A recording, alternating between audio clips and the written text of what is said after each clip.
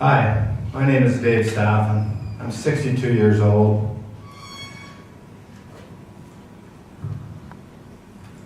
I was born to parents 62 years ago who both adhered to the methods, practices, and traditions of Satanism. A child born into a family whose parents are Satanists has a somewhat different experience than most children. The children born into a family of hatred does not experience love, does not get cuddled, does not hear the words, "I love you, you're a good boy." You do not feel special in any way. And all this is by design, is to create a need in you, a want in you for connection with others. And they wish to erode your compassion so much that you will do whatever it takes to become like them. It's all geared for you to join their cult at the appropriate time. At 2 years old, I was taken to events designed to measure the courage and will and compassion and whether or not you had any spiritual gifts.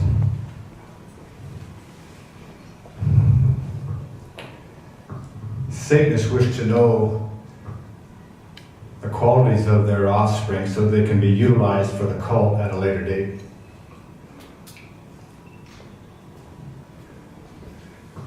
During these events, animals are used. Fighting is often a part of it.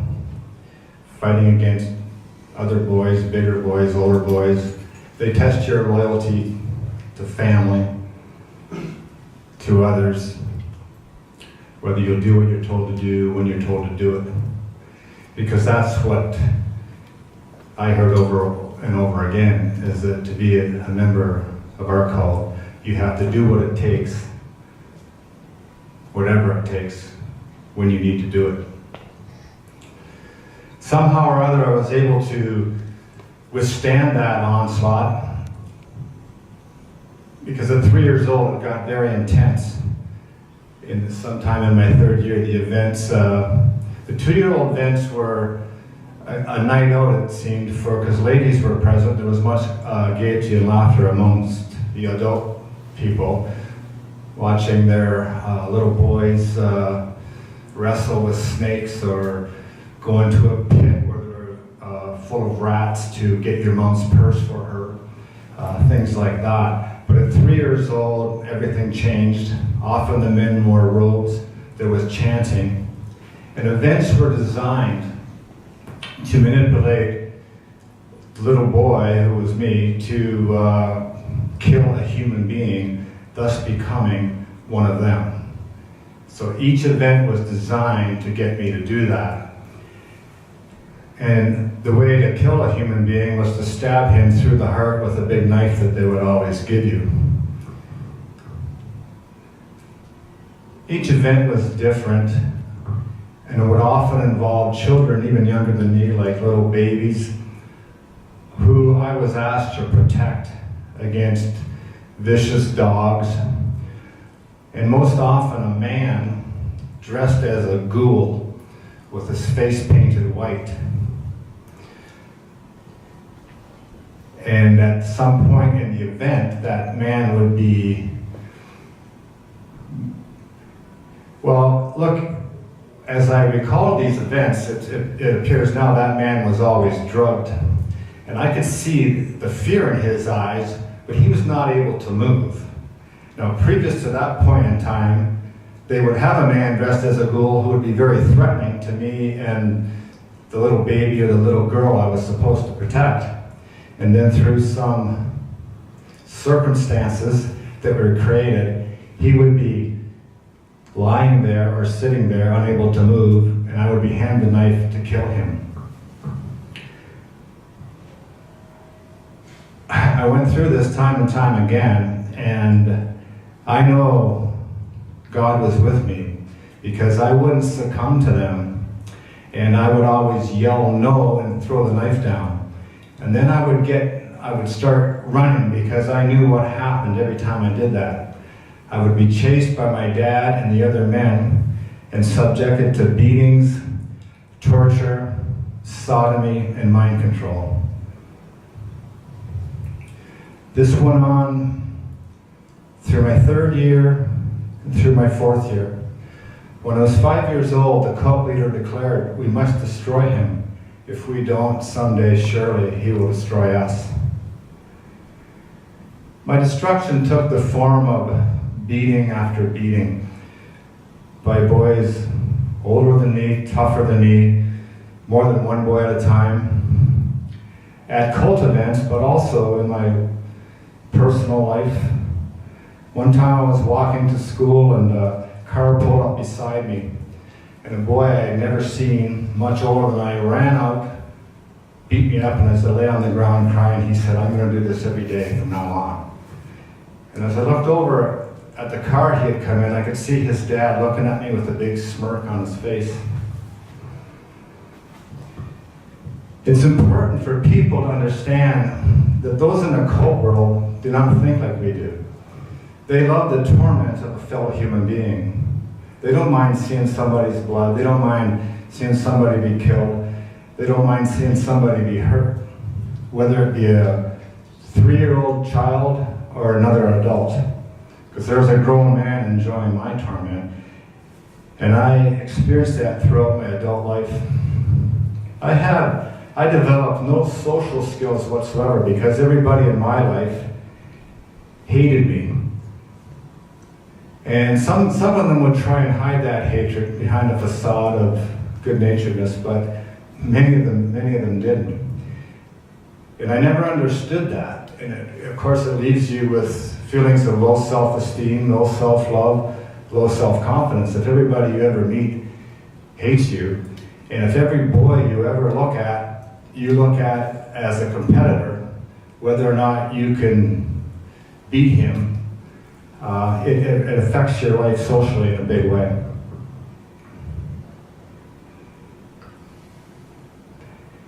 The reason they hated me so much is because to them I represented light, and I wouldn't go to darkness. I wouldn't become like them. I heard those words as a little boy. Will he become one of us?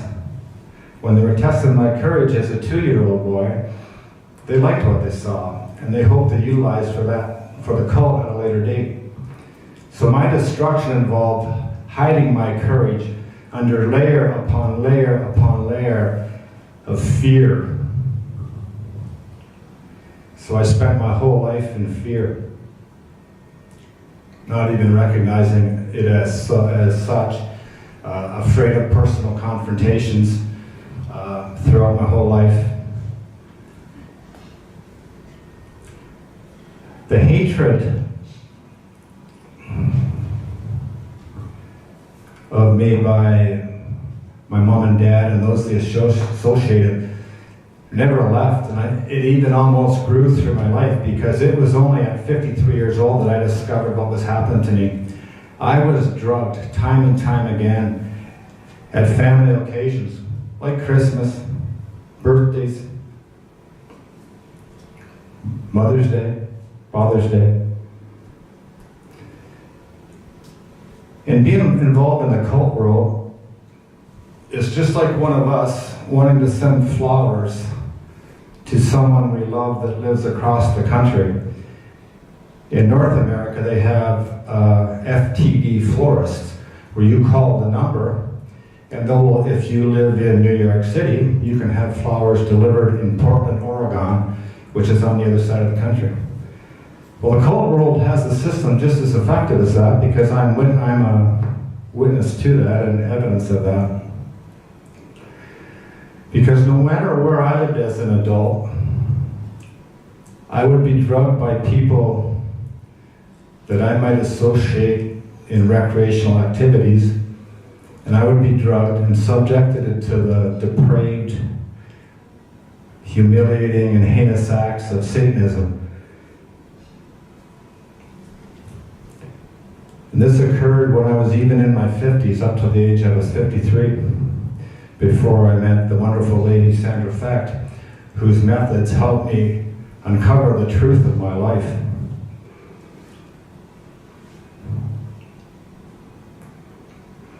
I was subject from the time I was a little boy. I mentioned being sodomized and mind-controlled program. Sodomy inflicts extreme pain that allows them to whisper the programs in your left ear, and they will bypass your conscious mind and go right into every cell in your body. And so it affects how you think. You think that program. That is what you become. And so I was subject to mind control programming right throughout my life. And much of the mind control programming I was subjected to was about fear. Fear that if you ever find out what we have done to you, we will kill you.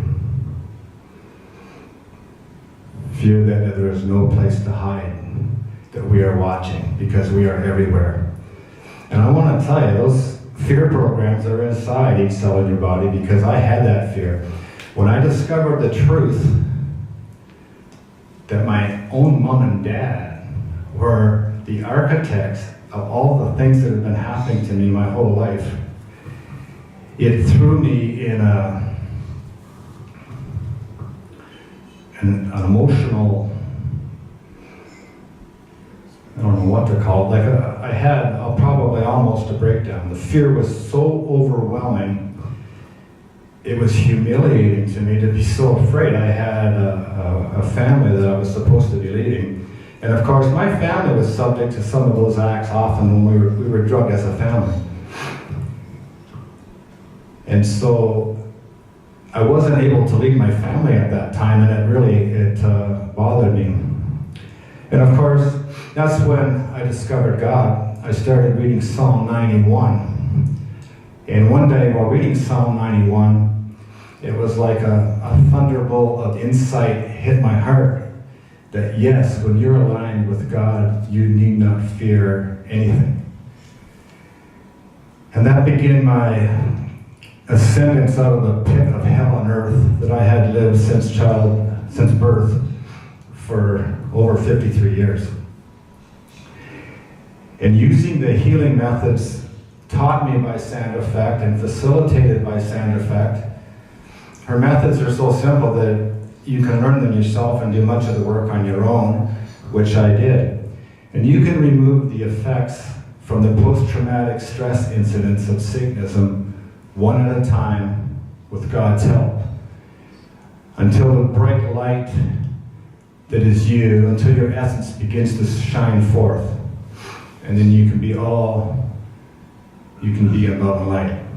When I found out the truth of what had happened to me in 2008, a short time after I got past the overwhelming fear, I made a prayer to God.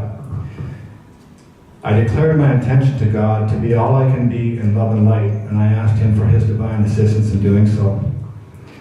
I believe that prayer was the key that opened the door to all the step-by-step healing that came my way through Sandra,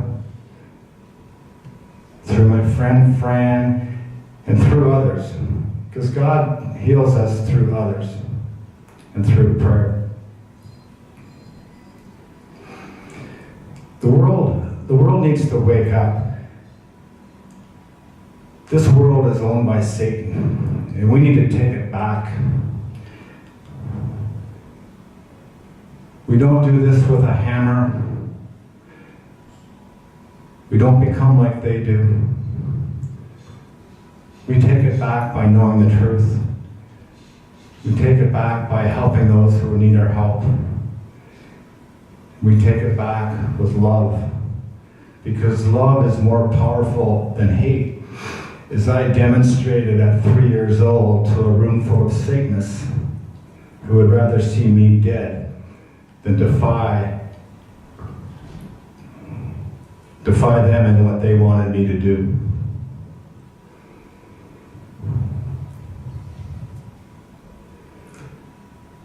How is it that a little boy could withstand the onslaught of hatred put upon him? And there's only one answer, that I had invisible protectors with me each and every day.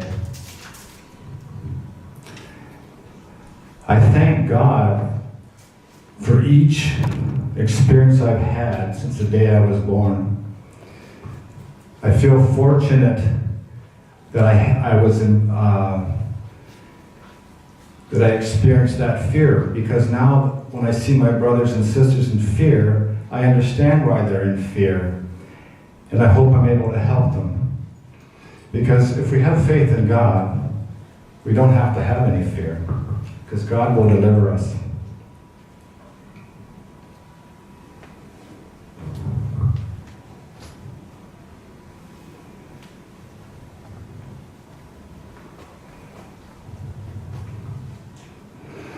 At this time, I'd like to thank each of you who are here for being here. It would be very hard to talk in front of an empty room. So I'm thankful for that.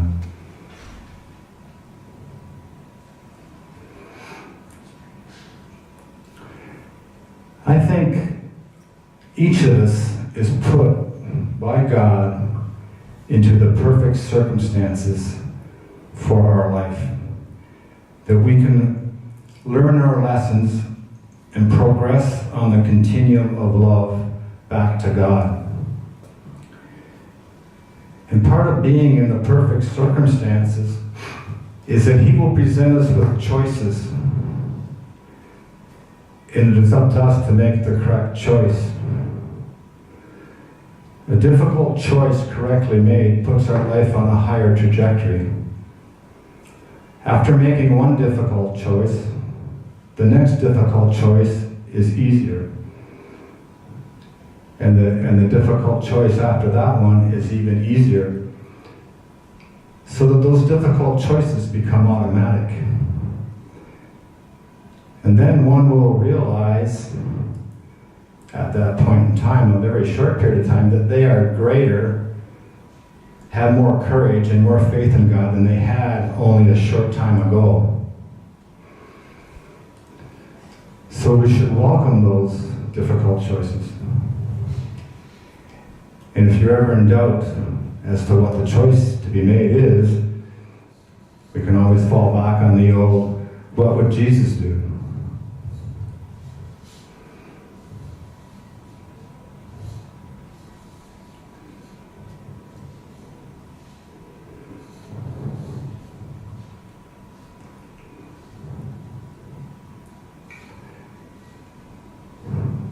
God has given me this talk for you people today.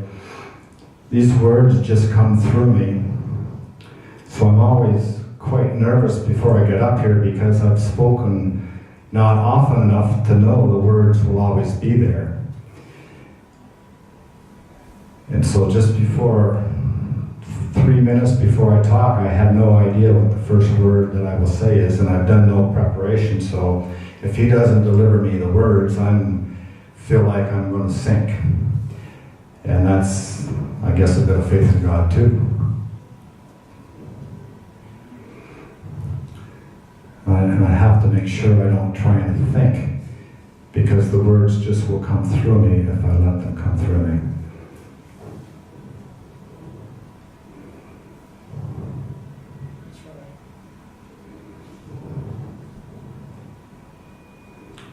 I thank you for being here.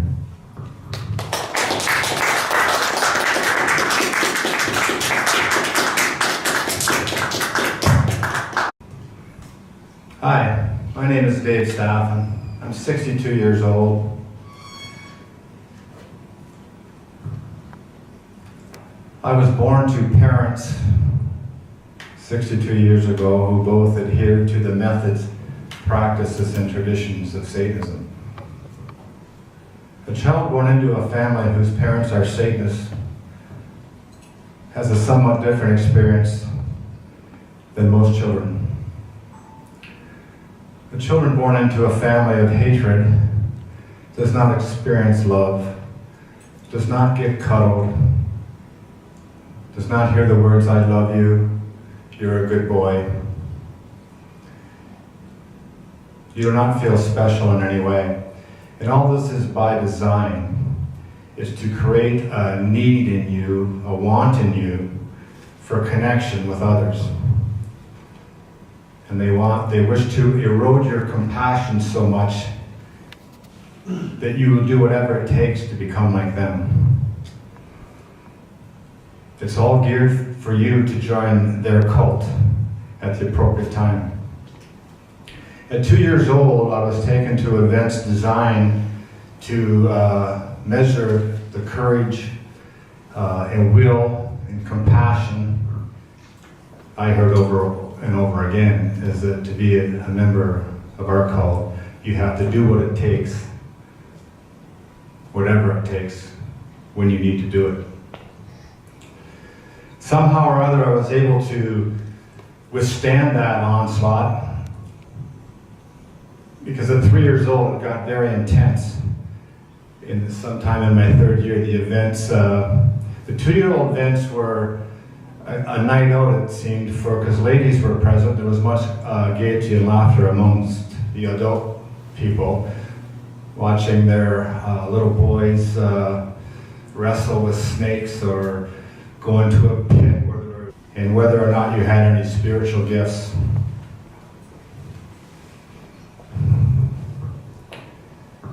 Satanists wish to know the qualities of their offspring so they can be utilized for the cult at a later date.